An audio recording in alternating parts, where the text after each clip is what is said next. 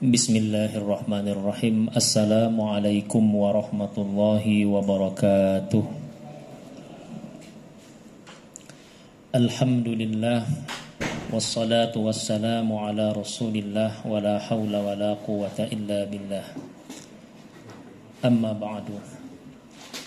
Jamaah salat zuhur yang dirahmati Allah subhanahu wa ta'ala, dengan penuh rasa syukur kita ucapkan tahmid, puja dan puji alhamdulillah kehadiran Allah subhanahu wa ta'ala, karena berkat rahmat dan kasih sayangnya pada hari ini, siang ini kita kembali dapat hadir bersama-sama di rumah Allah subhanahu wa ta'ala, menunaikan sholat zuhur secara berjamaah. Dan seperti biasa, sejenak kita duduk meluangkan waktu, sama-sama kita mendengarkan salah satu hadis dari sunnah Rasulullah sallallahu alaihi wasallam. Mudah-mudahan membawa kebaikan dan keberkahan dalam hidup kita. Amin ya rabbal alamin. Seperti biasa kita akan membacakan hadis dari kitab Al-Arba'in An-Nawawiyah, yang mana pada pertemuan yang lalu kita membacakan hadis yang ke-23. Maka pada hari ini insyaallah akan kita lanjutkan dengan hadis yang ke-24 ya. Hadis ini cukup panjang, oleh karena itu kita akan membicarakan hadis ini hanya secukupnya saja insyaallah. Bismillahirrahmanirrahim. Qala al-musannifu rahimahullahu taala wa nafa'ana bihi wa bi ulumihi fid dharain amin. Al-hadis ar-rabi' wal 'ishrun. Hadis yang ke-24. An Abi Zarrin Al-Ghifari atau Al-Ghifari radhiyallahu anhu. Diriwayatkan dari Abu Zar Al-Ghifari atau Al-Ghifari radhiyallahu anhu. Jadi hadis ini diriwayatkan dari sahabat yang bernama Abu Zar Al-Ghifari. Ini yang kalau tidak salah sudah pernah kita jelaskan dulu siapa beliau ini ya. Beliau ini adalah salah seorang sahabat pertama yang masuk Islam, yang ketiga atau yang keempat ya. Beliau ini dulunya adalah seorang kalau bisa kita sebut dalam tanda kutip preman begitu ya. Kemudian masuk Islam ya, lalu mengajak seluruh anggota kabilah atau sukunya masuk Islam ya. Dan wafat pada tahun 32 Hijriah. Kata Rasulullah, orang yang paling jujur lisannya itu adalah Abu Zar Al-Ghifari, karena beliau ini tidak takut untuk menyuarakan kebenaran terhadap siapapun ya. Dari Abu Zar Al-Ghifari radhiyallahu anhu anin Nabi sallallahu alaihi wasallam, beliau meriwayatkan dari Nabi Muhammad sallallahu alaihi wasallam fima yarwihi an rabbih azza wa jal annahu qala, yang mana Nabi sendiri meriwayatkannya dari Tuhannya Allah subhanahu wa ta'ala yang maha mulia. Artinya hadis ini merupakan hadis qudsi. Nabi meriwayatkan hadis dari Tuhan, dari Allah subhanahu wa ta'ala. Karena itu dalam Islam wahyu itu dikenal ada 3. Ada namanya Al-Quran, ada namanya hadis qudsi, dan ada namanya hadis biasa gitu. Apa bedanya Al-Quran dengan hadis qudsi? Kalau Al-Quran itu berpahala kalau kita baca, redaksinya itu dari Allah subhanahu wa ta'ala. Sedangkan hadis qudsi itu memang wahyu itu dari Allah, cuman ketika kita baca tidak seperti Al-Quran, huruf per hurufnya tidak diberi pahala begitu. Dan redaksinya itu bisa dari nabi-nabi sendiri.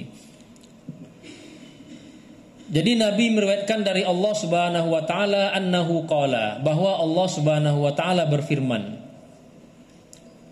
Jadi Allah berfirman kepada kita, ya ibadi, wahai hamba-hambaku, kata Allah.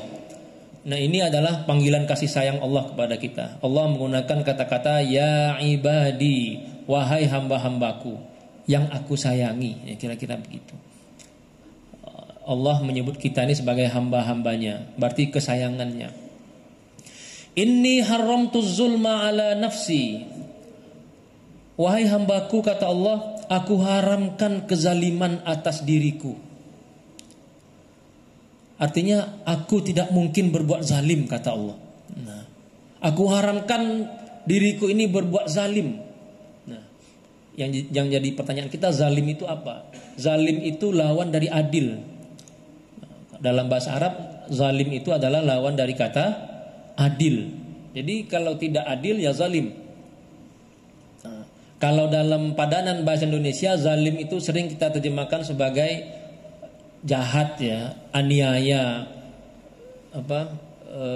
lalim, menyakiti. Kata Allah, aku tidak mungkin zalim. Aku haramkan zalim itu atas diriku, kata Allah. Aku ini pasti adil, kata Allah. Aku tidak mungkin menyakiti kalian. Aku tidak mungkin berbuat zalim kepada kalian. Aku tidak mungkin berbuat jahat kepada kalian, kata Allah Subhanahu wa ta'ala. Wa ja'altuhu bainakum muharrama. Dan aku jadikan kezaliman itu haram juga atas kalian. Artinya kalian oleh karena itu jangan pernah berbuat zalim kepada orang. Berbuat adillah kepada orang, bersikap baiklah kepada orang. Jangan pernah menganiaya orang, jangan pernah menyakiti orang lain. Fala tazalamu, janganlah kalian saling menzolimi, saling menyakiti, saling menganiaya. Para ulama menjelaskan bahwa berbuat zalim kepada orang itu jenisnya bisa macam-macam. Ada berbuat zalim secara fisik kepada orang lain, menyakiti fisiknya. Ada berbuat zalim terhadap harta orang, mengambil hartanya dengan semena-mena tanpa hak. Ada berbuat zalim terhadap kehormatannya, menyakiti kehormatan orang lain, menyinggung perasaannya dan segala macam. Semua itu dilarang oleh Allah. Fala tazalamu, janganlah kalian saling menzolimi. Nah, di sini Allah menggunakan kata-kata tazalamu, saling menzolimi. Ini artinya ada dua. Pertama, jangan kalian memulai kezaliman. Dan yang kedua, kalau terjadi kezaliman, putuslah mata rantai kezaliman itu. Jangan balas kezaliman dengan kezaliman. Nah, fala tazalamu, janganlah kalian saling menganiaya. Jamaah yang dirahmati Allah Subhanahu wa ta'ala. Pada hakikatnya Allah mengatakan dalam Al-Quran, orang yang berbuat zalim itu, menganiaya orang lain itu, berbuat jahat kepada orang lain itu dia sebetulnya berbuat jahat atau menganiaya kepada dirinya sendiri. Makanya dalam Al-Quran Allah mengatakan, wa yazlim nafsahu wa may yata'adda hududallahi faqad zalama nafsah. Orang yang berbuat aniaya itu, melampaui ketentuan Allah itu pada hakikat sejatinya dia tengah menyakiti dirinya sendiri. Kenapa? Karena dia telah menjerumuskan dirinya dalam suatu pertanggungjawaban kelak di akhirat. Nah, kalaupun orang yang dizalimi itu di dunia tidak bisa membalas, tapi Allah pasti balas. Berarti orang yang menzalimi orang lain itu pada dasarnya dia tidak kasihan terhadap dirinya sendiri, tidak sayang kepada dirinya sendiri, karena dia telah menjatuhkan dirinya ke dalam sebuah risiko besar. Oleh karena itu Syekh Mutawalli Asy-Sya'rawi pernah mengatakan, silakan kita berbuat zalim, silakan kalian berbuat zalim, karena yang akan membalas kezaliman itu belum tentu orang itu. Yang pasti akan membalas itu adalah Allah Subhanahu wa ta'ala. Bahkan Allah mengatakan dalam Al-Quran, wa kadzalika nuwalli ba'daz zalimina ba'dahum bi ba'd. Ada kalanya Allah membalas kejahatan kita itu dengan orang lain yang lebih tinggi kedudukannya dari kita, berbuat jahat juga kepada kita. Artinya kita dijahati orang lain itu jangan-jangan balasan terhadap kejahatan yang pernah kita lakukan. Oleh karena itu Rasulullah Shallallahu Alaihi Wasallam mengatakan, ittaqi da'watal mazlum, hati-hatilah jangan berbuat zalim kepada orang lain. Kalau dia mengadu kepada Allah Subhanahu Wa Taala, habis kaliannya. Ittaqi da'watal mazlum. Kalau dia orang zalim ini tidak mampu membalas, lalu dia mengadu kepada Allah, laisa bainahu wa bainallahi hijab. Tidak ada hijab antara doa orang terzolimi dengan Allah Subhanahu Wa Taala. Pasti Allah akan balas. Kalau tidak di dunia, pasti di akhirat. Fala tazalamu, janganlah kalian saling berbuat zalim. Karena yang kita zalimi sejatinya adalah diri kita sendiri. Ketika kita ambil harta orang, kita sakiti orang lain, Sebetulnya yang kita jahati adalah diri kita sendiri. Fala tazalamu. Ya ibadi, kata Allah, wahai hamba-hambaku, kullukum dhallun. Setiap kalian itu pada dasarnya tersesat, illa man hadaitu, kecuali orang yang aku beri hidayah. Fastahduni ahdikum. Oleh karena itu mintalah hidayah kepadaku, maka aku akan beri hidayah kepada kalian. Oleh karena itu tiap hari kita mengatakan ihdinas siratal mustaqim. Tiap hari kita minta hidayah kepada Allah Subhanahu wa taala. Karena kalaupun kita merasa sudah dapat hidayah, sangat mudah kita itu tergelincir dari hidayahnya Allah Subhanahu wa taala. Ya. Jangan kita pernah merasa aman selalu berada dalam hidayah Allah Subhanahu wa taala. Jangan-jangan kita telah ditipu oleh syaitan laknatullahi alaih. Oleh karena itu dalam doa dalam surah Al-Fatihah kita selalu mengatakan ihdinas siratal mustaqim. Ya Allah, berilah kami hidayah. Tiap hari kita mohonkan kepada Allah Subhanahu wa taala. Ya ibadi, wahai hamba-hambaku, kata Allah, kullukum ja'iun illa man at'amtu. Setiap kalian itu adalah dalam keadaan lapar kecuali yang aku beri makan. Jemaah yang dirahmati Allah Subhanahu wa taala, apa korelasi kalimat-kalimat dalam hadis ini? Di awal Allah mengharamkan kezaliman. Lalu Allah mengatakan di sini setiap kalian itu lapar kecuali aku beri makan. Ini sebetulnya ada korelasinya. Orang berbuat zalim biasanya karena kedudukannya merasa lebih tinggi daripada orang lain. Bisa jadi jabatannya lebih tinggi, kedudukannya lebih tinggi, hartanya lebih banyak, ya, status sosialnya lebih tinggi. Karena itu dia berbuat kezaliman. Nah, di sini Allah mengingatkan, kalian itu tidak ada apa-apanya. Setiap kalian itu pada dasarnya tidak berpunya, lapar, kecuali yang aku beri makan. Kalau ada makanan di rumah kalian, kalau ada harta di rumah kalian, itu aku yang beri, kata Allah. Jangan jadikan itu alat untuk kesombongan sehingga kalian zalim kepada orang lain, merasa lebih daripada orang lain. Kullukum ja'iun illa man at'amtu. Setiap kalian itu pada dasarnya lapar, tidak punya apa-apa kecuali yang aku beri makan. Fastat'imuni ut'imkum. Karena itu mintalah makan kepadaku, aku pasti akan beri kepada kalian. Ya ibadi, wahai hambaku, kata Allah, kullukum arin. Setiap kalian itu adalah telanjang, tak punya pakaian, tak punya harta. Illa man kasautuh, kecuali yang aku beri pakaian. Fastaksuni aksukum, maka mintalah pakaian kepadaku untuk menutup aib-aib kalian. Aksukum, aku akan berikan pakaian untuk menutupi kalian. Ya ibadi, wahai hamba-hambaku, kata Allah, innakum tukhti'una bil-laili wan nahar. Kalian siang dan malam berbuat kesalahan. Wa ana aghfiruz dzunub, dan aku juga siap mengampuni dosa-dosa kalian jami'an, seluruhnya. Fastaghfiruni aghfir lakum. Karena itu mohon ampunlah kepadaku. Jangan pernah bosan untuk beristighfar kepadaku. Aghfir lakum, pasti akan aku ampuni, kata Allah Subhanahu wa taala. Ya ibadi, wahai hamba-hambaku, innakum lan tablughu durri fatadurruni. Kalian tidak akan pernah bisa menyakiti aku. Mustahil kalian bisa menyakiti aku, kata Allah. Walan tablughu naf'i fatanfa'uni. Dan mustahil kalian juga bisa memberi manfaat kepadaku.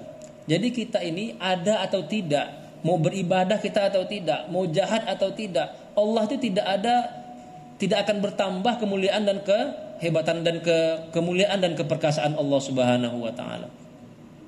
Ya ibadi, wahai hamba-hambaku, kata Allah, lau anna awwalakum, andaikan sejak orang pertama yang ada di bumi ini, wa akhirakum, sampai orang terakhir nanti di hari kiamat. Andaikan, kata Allah, orang pertama yang ada di muka bumi sampai orang terakhir nanti di hari kiamat. Wa akhirakum wa insakum wa jinnakum, dan seluruh manusia dan seluruh jin, kanu ala atqa qalbi rajulin wahid, semuanya menjadi orang yang paling baik, paling bertakwa, paling soleh. Ala atqa qalbi rajulin wahidin minkum ma zada fi mulki syai'a, itu tidak akan menambah kemuliaan kekuasaanku pun sedikit pun, kata Allah Subhanahu wa taala. Jadi andaikan pun kalian itu semuanya soleh, dari awal dunia ini sampai akhir dunia nanti, dari seluruh jin sampai seluruh manusia, tidak akan bertambah kemuliaan Allah dengan ibadah kita, dengan kesalehan kita. Karena itu jangan bangga dengan ibadah kalian. Seakan Allah mengatakan seperti itu. Ya ibadi, wahai hamba-hambaku, lau anna awwalakum wa akhirakum wa insakum wa jinnakum, andai seluruh manusia yang pertama sampai yang terakhir, seluruh jin, kanu ala afjari qalbi rajulin wahidin minkum, semuanya menjadi orang yang paling jahat, semuanya menjadi orang yang paling ingkar, paling jahat, paling kafir, semuanya tidak ada yang menyembah Allah misalnya. Mana qasazalika min mulki syai'a, itu tidak akan mengurangi kekuasaanku, kemuliaanku sedikit pun, kata Allah Subhanahu wa taala. Artinya mau kita ini mau muslim, mau kafir, mau jahat, mau baik, itu tidak akan ada pengaruhnya sama Allah Subhanahu wa taala. Yang terpengaruh adalah siapa? Kita sendiri. Ya ibadi, lau anna awwalakum wa akhirakum wa insakum wa jinnakum, wahai hambaku, kata Allah, andaikan seluruh manusia yang pertama sampai yang terakhir, seluruh jin dan seluruh manusia, qamu fi sa'idin wahid, mereka berkumpul di satu tempat yang sama, fasa'aluni, lalu mereka meminta apapun yang mereka inginkan, fa'ataitu kulla wahidin mas'alata, lalu aku berikan semuanya apa yang dia minta.